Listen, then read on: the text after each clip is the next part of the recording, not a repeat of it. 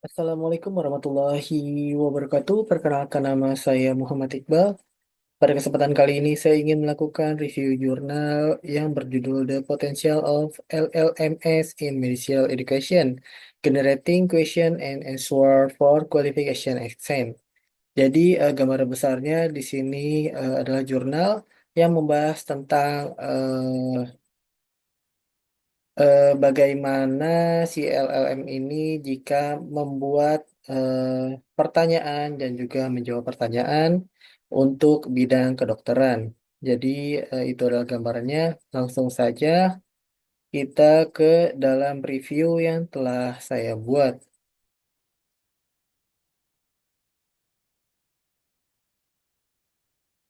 Nah, jadi untuk jurnalnya tersendiri berjudul The Potential of LLMS in Medical Education, Generating Question and Answer for Qualification Exam.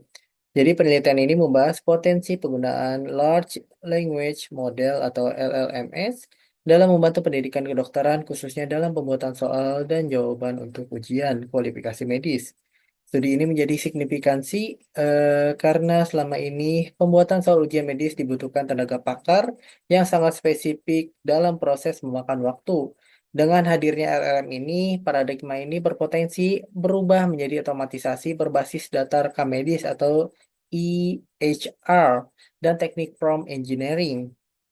Penelitian ini menggunakan pendekatan few shot prompting untuk memadu 8 model LLM, yaitu ERNI 4, Chat GLM 4, Duobao, Huiyuan, Spark 4, Queen, Llama 3, dan Mistral.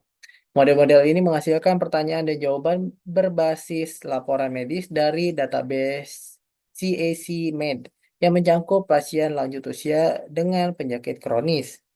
Langkah-langkah yang dapat dilakukan adalah yang pertama, laporan medis dibuat secara otomatis dari data pasien. Yang kedua, LLM menghasilkan pertanyaan terbuka berdasarkan laporan. Yang ketiga, LLM kemudian menghasilkan jawaban untuk pertanyaan yang dibuat. Lalu yang keempat, tim ahli manusia mengevaluasi kualitas pertanyaan dan jawaban dengan skala Likert 1-5 berdasarkan koherensi, akurasi informasi, dan profesionalisme, dan lain-lain. Yang kelima, sebagian jawaban LLM direvisi oleh AI berdasarkan ulasan pakar, kemudian dievaluasi ulang. Berikut ini adalah gambar yang menjelaskan alur kerja pipeline penelitian dari input data hingga evaluasi oleh pakar. Dapat dilihat gambar 2 alur pipeline penelitian. Diagram ini menggambarkan proses pembuatan soal dan jawaban dari EHR hingga evaluasi kualitas oleh pakar. Hasil evaluasi menunjukkan performa bervariasi antara model. Dapat dilihat pada tabel di bawah ini terdapat question generation dan juga answer generation, yang di mana terdapat nilai-nilai terhadap LLM yang digunakan dan juga ada juga manusia yang mengikutinya. Nah, untuk hasilnya itu dalam pembuatan pertanyaan, RNI 4 memiliki nilai tertinggi dalam koherensi dan akurasi mendekati kualitas soal buatan manusia. Dalam pembuatan jawaban, Doubao dan Spark 4 memberikan performa terbaik di antara LLM meskipun masih di bawah kualitas jawaban pakar. Mistar dan juga Queen menunjukkan kelemahan dalam konsistensi faktual dan juga profesionalisme. Gambar 3 memperlihatkan skor evaluasi berdasarkan beberapa kriteria. Model Ernie unggul dalam struktur soal, sedangkan manusia masih unggul secara keseluruhan dalam jawaban. Revisi jawaban oleh LLM berdasarkan umpan balik manusia juga terbukti meningkatkan skor pada beberapa aspek. Masuk ke dalam pembahasannya, hasil penelitian menunjukkan bahwa LLM seperti Ernie 4 memiliki kemampuan membentuk soal medis dengan struktur dan makna yang baik. Hal ini menunjukkan bahwa LLM dapat memahami laporan medis dan menghasilkan pertanyaan yang relevan secara klinis. Namun meskipun beberapa model juga mampu menghasilkan jawaban yang cukup koheren, kualitas jawaban masih belum sepenuhnya profesional. Masalah utama adalah hallucination, yakni kecenderungan LLM menghasilkan informasi yang tidak berdasar atau keliru. Hal ini menjadi hambatan utama dalam penggunaan LLM di bidang kedokteran yang sangat menekankan akurasi informasi.